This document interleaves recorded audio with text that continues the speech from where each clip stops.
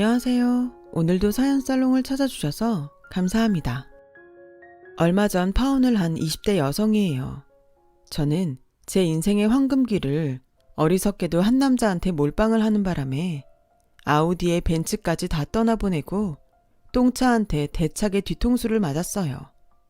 학교 공부는 열심히만 하면 성적도 쑥쑥 오르던데 인생 공부는 왜 노력을 해도 늘 헛발질 투성인지 정말 속상해 미치겠더라고요.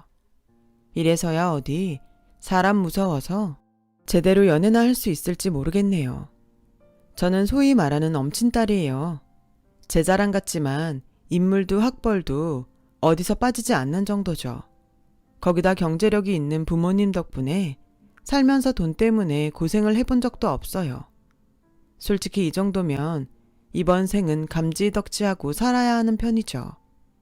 그런데 부모 재력이나 인물은 제 노력 없이 받고 태어난 거라 할 말이 없지만 그래도 학벌이며 스펙은 제가 정말 죽을 힘을 다해 이룬 것들이라 당당하게 자랑할 수 있어요.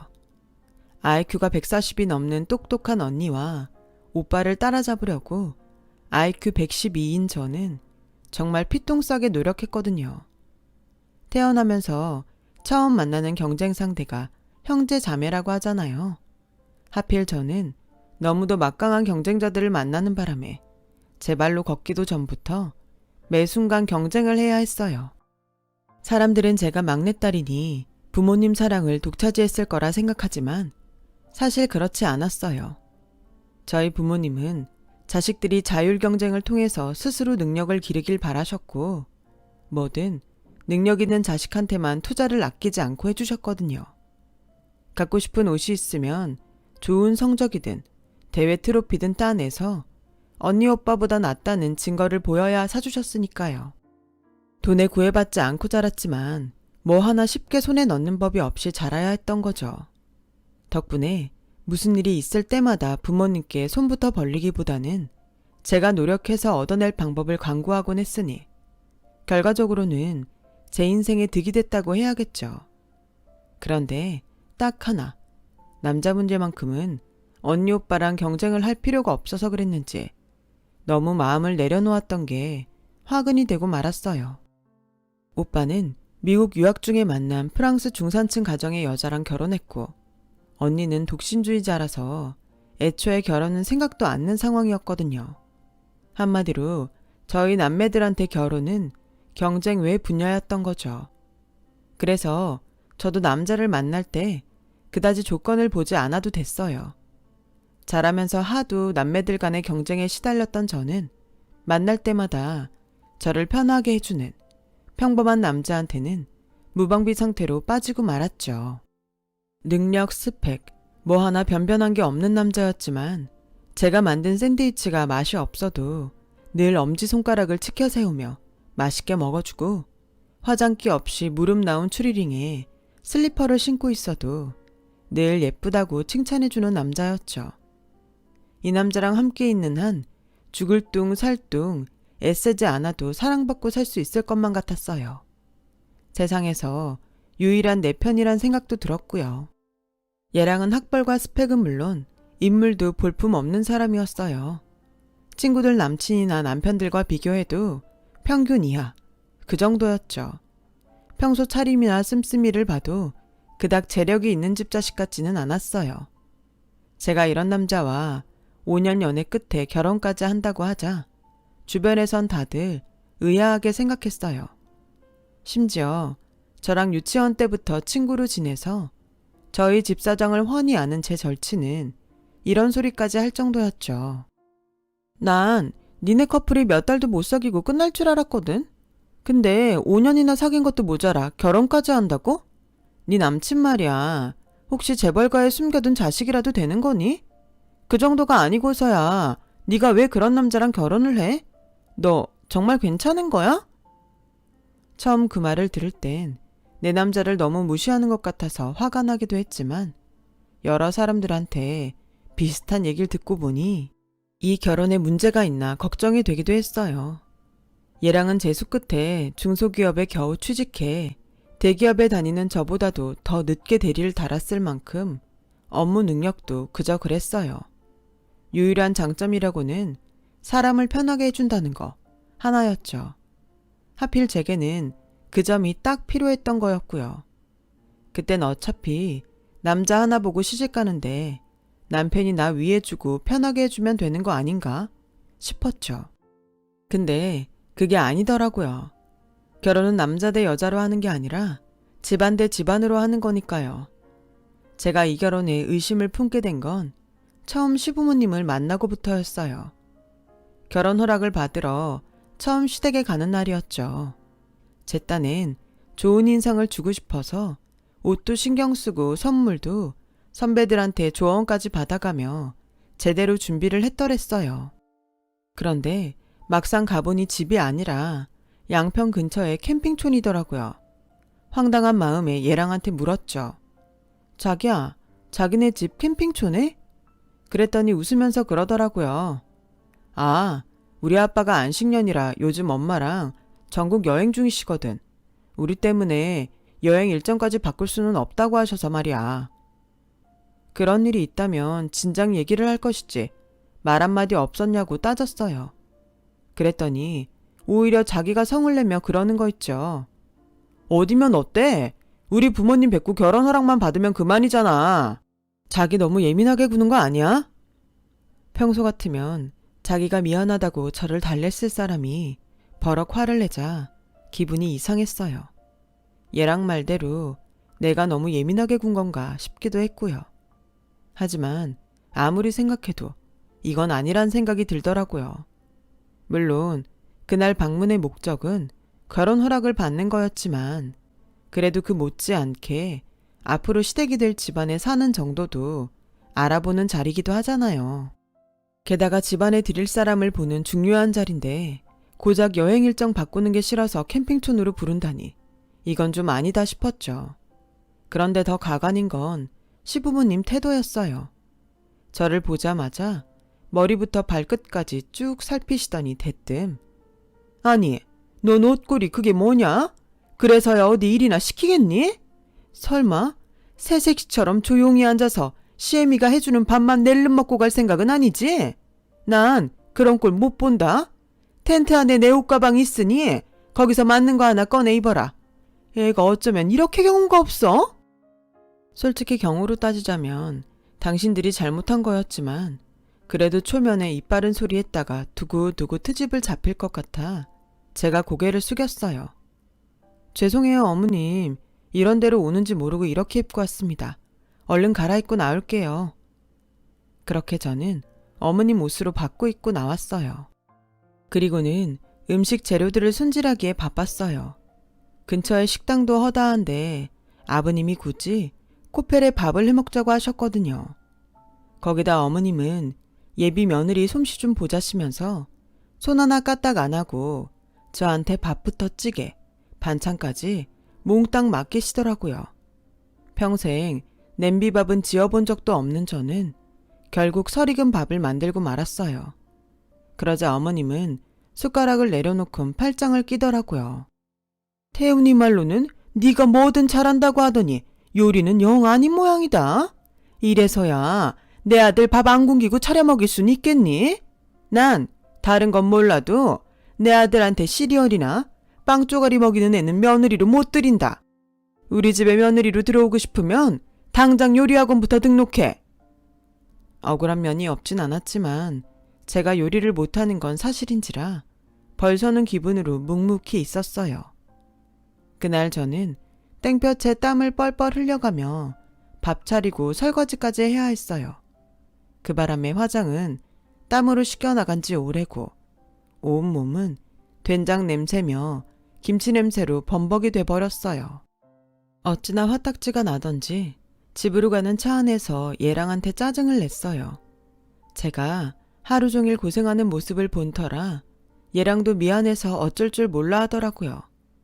집으로 돌아온 저는 샤워부터 하고 바로 침대에 누웠어요. 너무 힘든 하루였기에 바로 스르륵 잠이 들고 말았죠.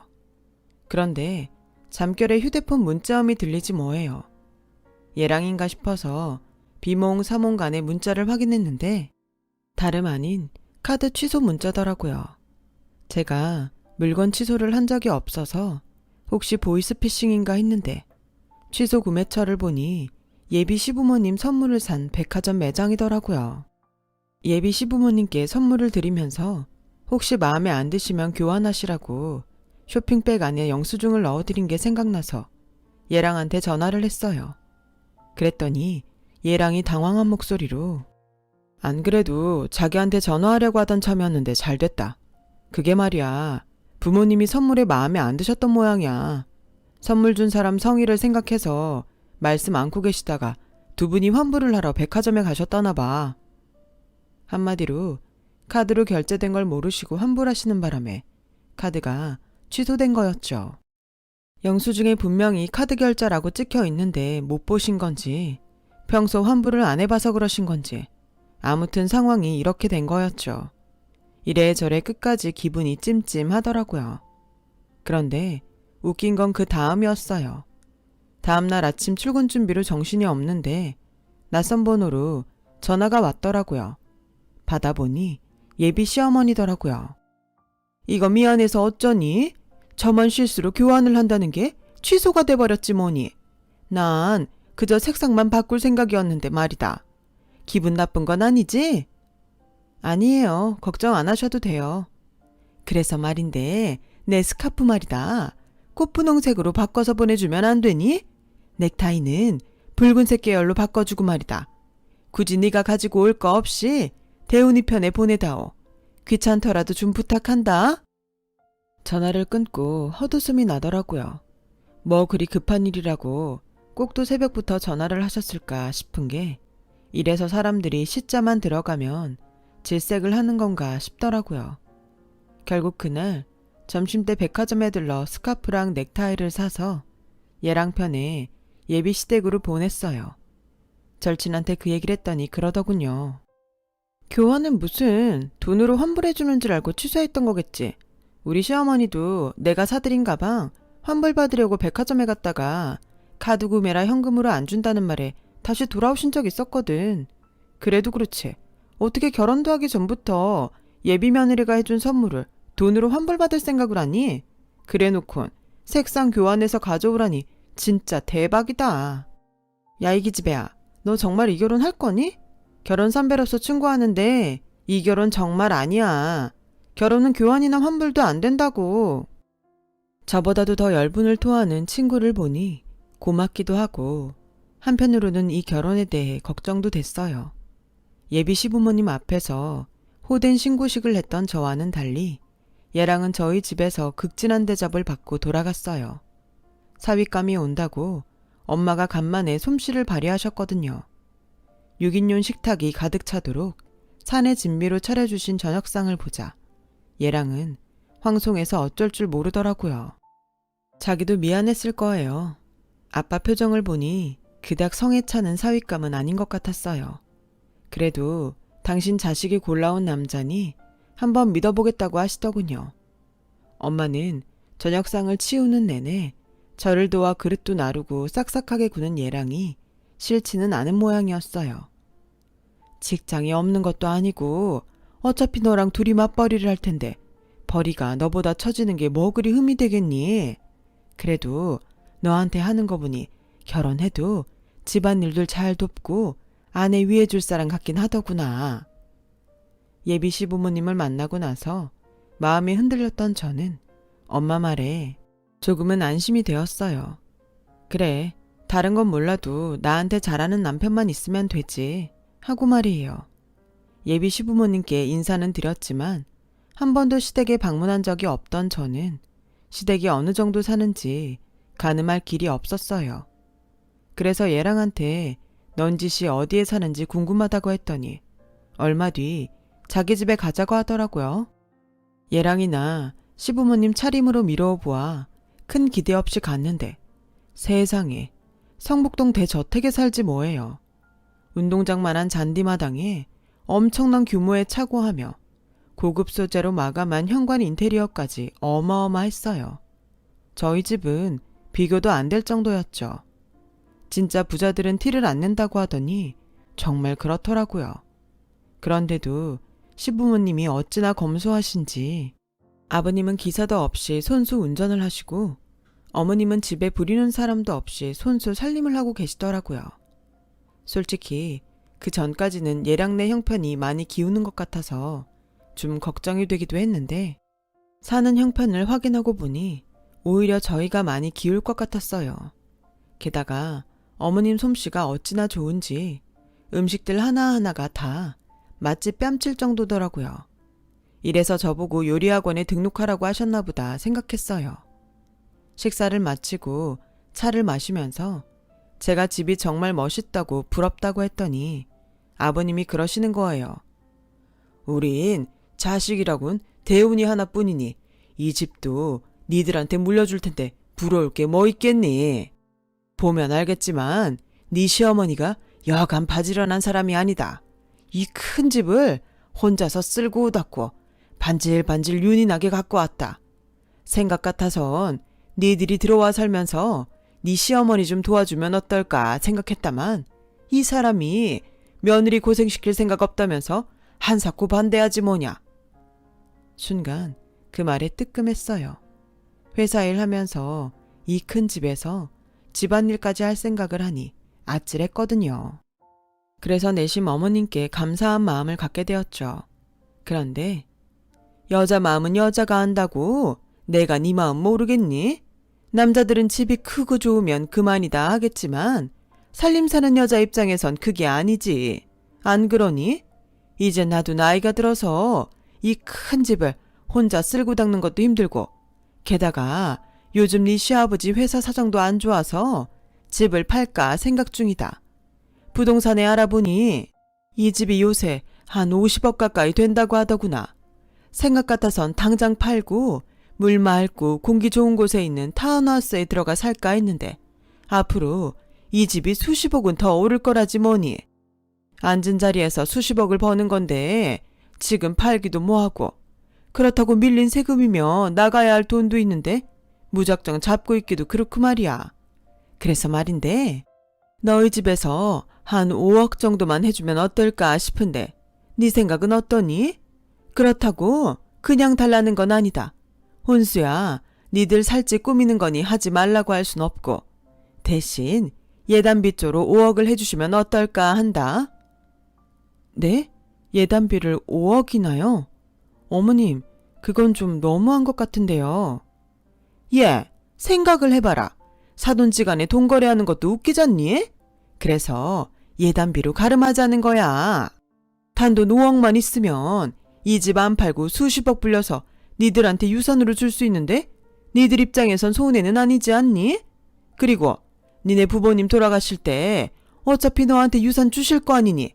그거 미리 땡겨준다 생각하면 무리한 부탁도 아니지 뭐. 돈이 없는 것도 아니고 말이야. 그래 자기야. 이 집은 내가 나고 자란 집이라 솔직히 정도 많이 들어서 팔기 좀 그래. 장인어른한테는 면목 없지만 이 집을 생각해서 자기가 대신 부탁 좀 해주라. 응? 5억 들여 50억이 넘는 집으로 되돌려 받는 거니 손해는 아니지만 그래도 이런 식은 좀 아니다 싶었어요.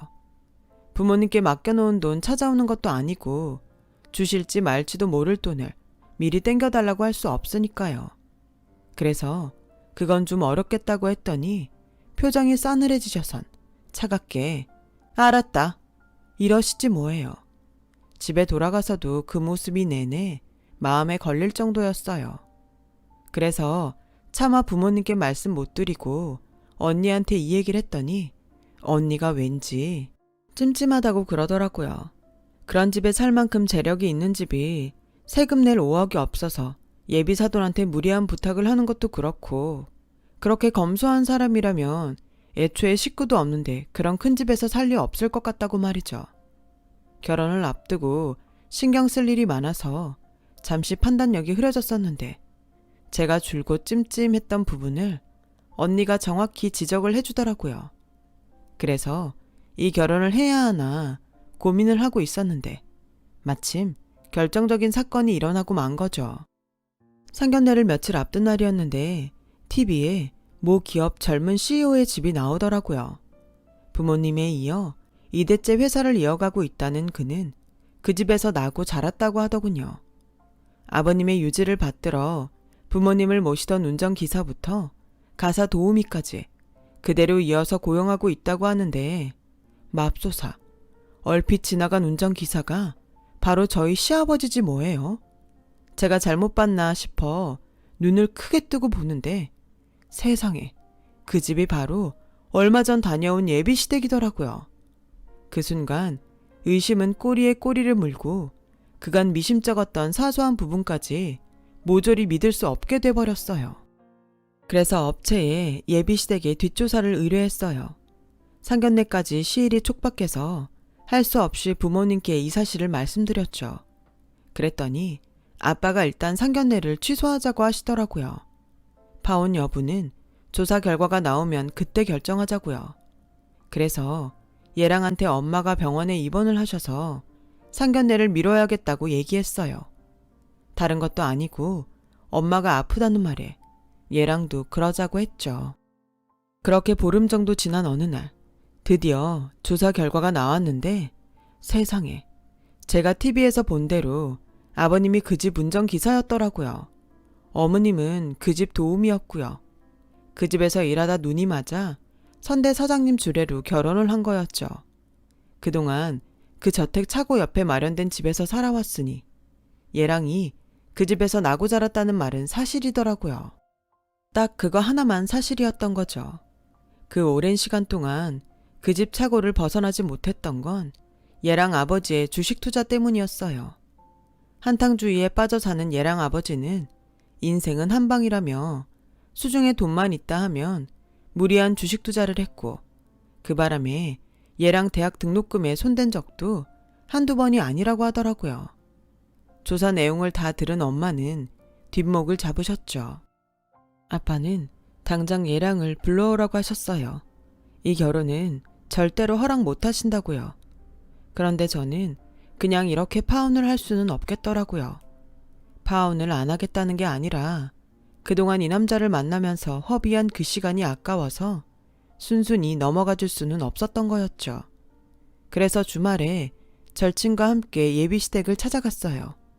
결자 해지라고 내가 벌인 일, 내가 처리하자는 마음도 있었죠. 먼저 얘랑한테 전화를 걸어 어디냐고 물었더니 다행히 집이라고 하더군요. 그래서 바로 초인종을 눌렀어요. 분명히 인터폰을 통해 제 얼굴을 확인했을 텐데 문을 안 여는 거예요. 그때였어요. 차고 문이 열리더니 안에서 검은 세단이 나오더라고요.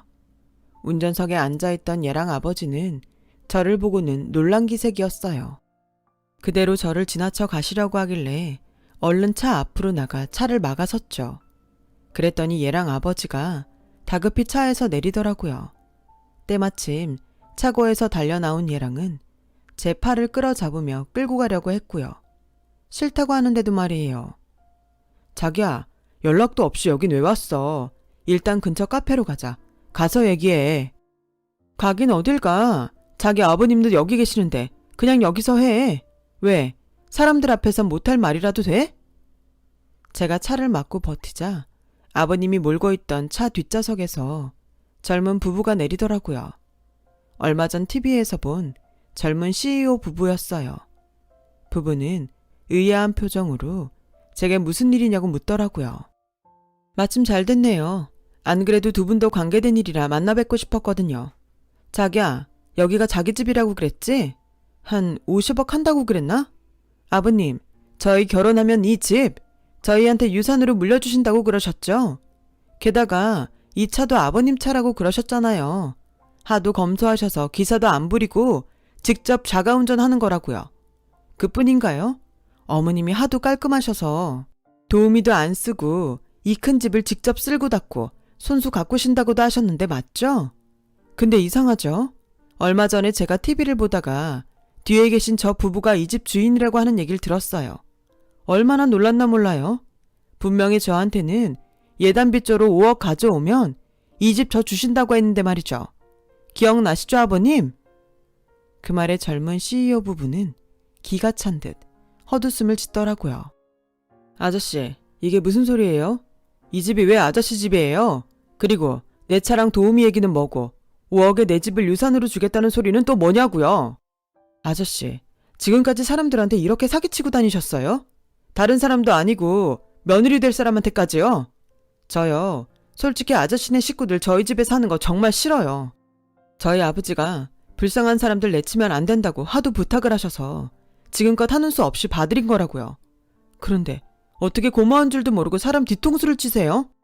이래서 사람들이 머리 검은 짐승은 거두는 게 아니라고 하나 보네요. 그러자 부인이 거들며 한마디 했어요.